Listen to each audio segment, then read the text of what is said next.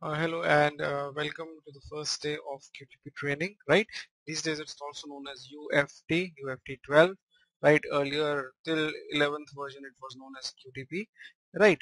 Before I start off with the training, there are few basic questions which all of you have asked, right? Many of you, right? First of all, what will be covered in the course, right? It's very simple. You can visit the website qtpselenium.com and over there under QTP tutorial section. Right, all these topics mentioned on this page, the 33 modules are covered in the tutorials. Okay, right, they cover everything, all the aspects of UFT are covered. Fine. Is VB scripting important? Yes, it is important. You cannot run away from it. Right, in the real world, only VB scripting is done, nothing else. VB scripting is very, very important. Okay, and you know what? If you talk about QTP or if you talk about UFT, there is actually no difference. VB scripting is the same, only the user interface has changed. Alright, you can't just run away. It takes time, it takes a little time to learn it, but yes, you can do it. Fine. Will you cover descriptive programming? Yes, obviously we'll be covering it. You cannot just run away from descriptive programming. That's what is used in the real world. Fine. Will you cover ALM QC connection? Yes, I've covered that as well. Fine. If you look at these tutorials, then there are few QC, AOM, QC connection with AOM. All these things are covered. Open test architecture of QC is also covered. Right. Now, what about frameworks? Well, basically two major types of frameworks: data driven and hybrid. Hybrid framework is the mixture of data driven and keyword driven framework. Right, so that will be covered. Okay, fine. So, but before that you need to learn QTP, you need to learn all the basics and all. You need to learn how to do VB scripting. Okay, obviously this is the next question, is the question for most of the people, that I need to clear an interview, I need to do a certification. Fine, look, you can do that. Okay, you can do that, but it takes time. It takes a little time to do all these things. Fine, you have to learn the tool first. I always suggest people learn the tool first. Give yourself 7 to 8 weeks.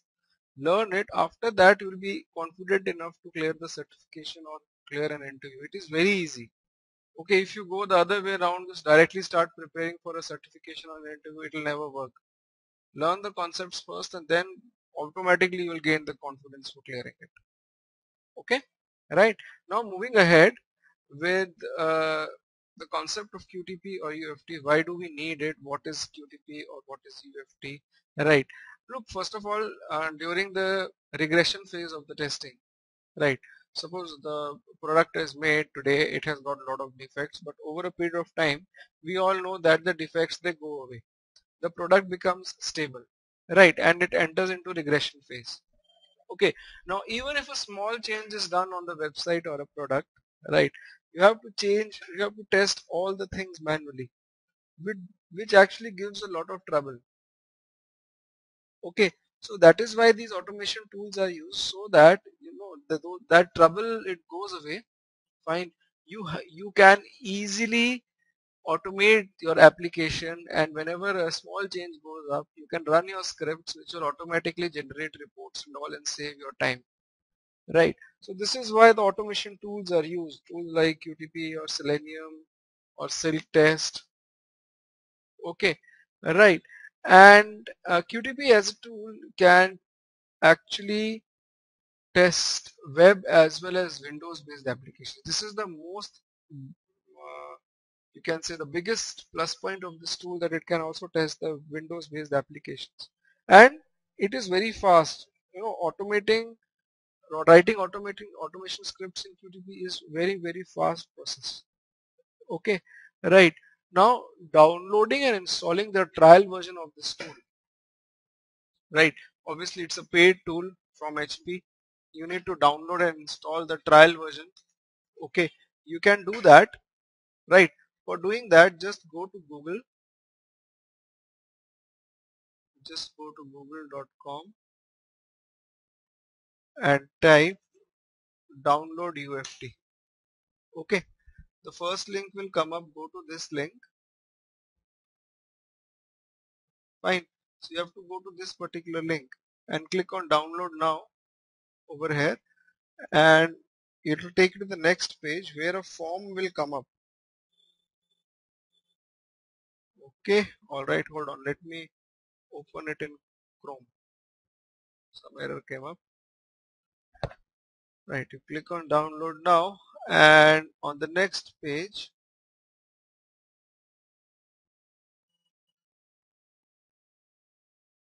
okay, some error is coming to me, but guys, you can download it. On the next page, you'll see a form. Okay, you simply fill that form. Alright, after filling out that form, you will see the download link. It's quite large, huge in size, right? It's over 2 GB or something. You'll have to download it. Okay, and once you download and install it, right, it's just very simple to install it. Okay, you will see that a folder like this will come up. You just have to run setup. Various things will be installed on your PC. Okay, if it asks you for the restart between the installation, don't restart. Restart in the end if it is required, if it asks you. If it is not asking you, it's okay. Right, now out here, after installation, you will get icon like this for UFT on your desktop. Okay, right, and one more thing, during the installation process, okay, you will get a window like this. Hold on, you will get this window is known as the add-in window, right? And there are various add-ins in UFT. Okay, for example, these 4 add-ins are the default add-ins which are there. Apart from these, you can install the other add-ins as well. Okay, for example, if you want to test a flash based application, you can add the flex add-in. If you want to test a Java based applet, you can add the Java add-in. If there is some .NET application, you can add the .NET add-in. These 4 add-ins which are there by default are more than enough to test any web based application. Okay, these are more than enough. If you're a beginner, just keep it like this only and click next and just install it. Later on, after installation, if you want to add more add-ons, you can do it. Okay, you can do it from your control panel. You can go to your control panel, go to uninstall a program. Okay, and you'll find UFT over here, and you can click on change and you'll get the options to add more add-ons. Okay, right, so initially if you're a beginner, 4 add-ons are more than enough. Okay, making QTP UFT work on Windows 7, turn off USC. Yes, this is important. After you have installed it, okay, go to your control panel, go to hold on, user accounts. Okay, and out here go to this link, user accounts, out here, and you will get the option change UAC, user account control settings, and turn it off. Turn it off, bring it to the lowest level, and you'll have to restart your PC as well. Okay, restart your PC, and this is required. Fine, this is required for UFT to work. Okay, now when you start your UFT, you'll get a license warning. Never click on install license. The license is valid for 30 days. If you click on install license, it will go away. Okay, after 30 days you can use VMware and install it on VMware as well. Alright, now you click on continue and click on OK. So what will happen is that this thing will open up. Right, you'll find a window like this coming up. Right, and over here you can create a new test. Fine, give it any name and location and all, and create it. Okay, and everything starts from here. Go to action 1. Over here we'll be doing the coding and all, everything. Right, I'll come over to everything, just be with me. Fine, you have to turn off UAC. Another thing is that you have to install the script debugger as well. If you're installing QTP 11, then this option should be installed. In UFT it is installed by default. Okay, go to all programs, HB software. Alright, under tools you will have additional installation requirement option. Okay, click on this. I'm not getting the option to install script debugger because I'm using UFT 12. It is there inside it by default. If you have installed QTP 11, right? You need, or 11.5, you'll have to put it over here, right? And now a brief difference between QTP and other automation tools, specifically Selenium, right? The first, the advantage of QTP or using UFT is that it makes the work easy. It is easy to learn, it is easy to implement, and faster to code. VB scripting is a very simple and straightforward language. Anybody can learn it. Okay, right. Another advantage of QTP or UFT is that it tests your desktop based applications as well, which is very important. Okay, and moreover, I have observed personally that this tool is very stable. Once you make the script will execute for sure. Okay, in a tool like Selenium, if you talk about, then Selenium at times becomes a little unstable. Yes, okay, as compared to UFT, and especially on IE browser, it is unstable, but and UFT is very strong on IE. But Selenium is a free tool. Okay, it is only for web-based applications.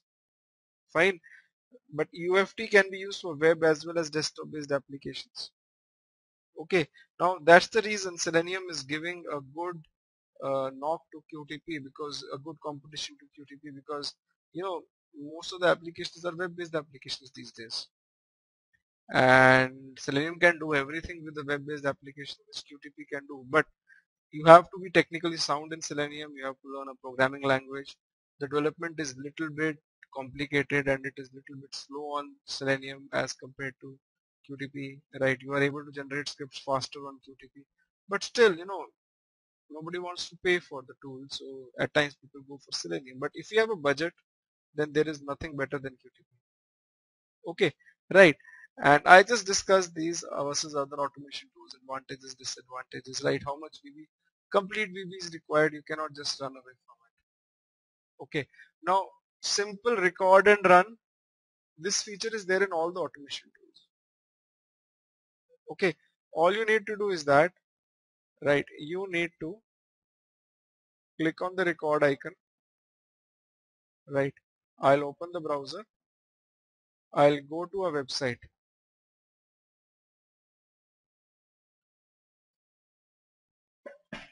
Say bbc.com. Okay.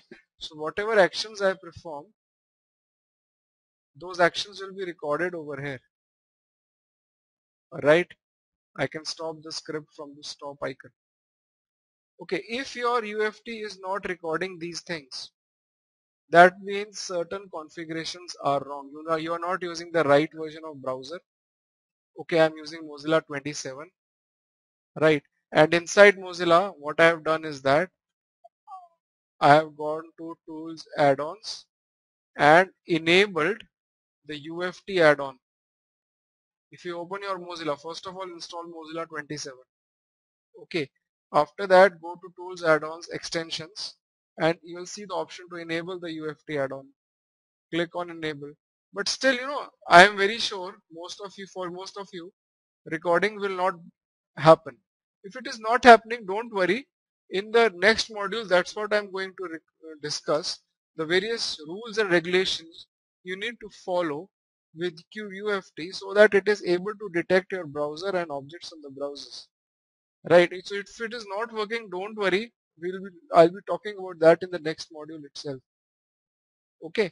Which application will be testing? We'll be doing live application. Yes, we'll be doing everything. Whatever we'll be doing in this training will be a regular work only. It will be a very good session, I can assure you.